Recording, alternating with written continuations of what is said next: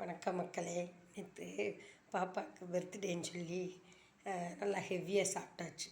காலையில் எழுந்திரிச்சோன்னே ஒரே தலை சுற்றல், பயமாகி போயிடுச்சு. சரி, இன்னும் தலை சுற்றி வேர்க்க ஆரம்பிச்சிச்சு. அதனால் டாக்டர்கிட்ட போயாச்சு. பசங்க கூட்டிகிட்டு போயிட்டானுங்க.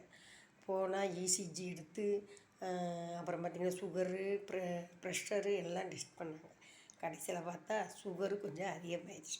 ஏன்னா நேற்று ஜாமு அது இதுன்னு போட்டு சாப்பிட்டது சுகர் அதிகமாகி தலை சுற்றல் வந்துருச்சு. ஓகேவா? அதனால் வீடியோ போட கொஞ்சம் லேட் ஆகிடுச்சு.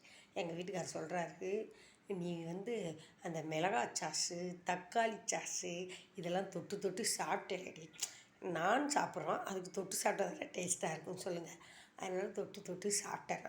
அதை நீ சாப்பிட்டதுனால தான் உனக்கு இப்படி வந்துச்சு. அதுவும் நாங்கள் எல்லோரும் குடும்பமாக சேர்ந்து உட்காந்து எல்லாம் வெரைட்டியாக வாங்குறப்ப எப்படி சாப்பிடாம இருக்க முடியும்? அதனால் எல்லாத்துலேயும் கொஞ்சம் சாப்பிட்டு என்ன ஆகிப்போச்சு, காலையில் எந்திரிக்கிறப்பே தலை சுற்றல் வந்துருச்சு, வாமிட்டு வந்துருச்சு. உடனே ஆஸ்பத்திரிக்கு பிள்ளைகளை கூட்டிகிட்டு போச்சு. பாவம், அதுக்கு வேலையில் விட்டுவிட்டு என்னை கூட்டிகிட்டு போச்சுக்க. ரொம்ப நன்றி சொல்லணும். ஏன்னா இந்த காலத்தில் எத்தனை பிள்ளைங்க பார்க்குது சொல்லுங்கள்.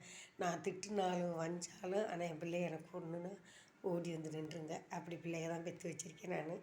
அதுக்கு கடவுளுக்கு நம்ம நன்றி சொல்லணும். ஓகேவா? போய் பயமாயிடுச்சு. தலை சுற்றல் வருது, வேர்க்குது, நமக்கு ஏதோ ஒன்று ஆயிருமோ, ஹார்ட் அட்டாக் வந்துருச்சோ அப்படின்னு நினச்சி தான் வீடியோ போடலை நான்.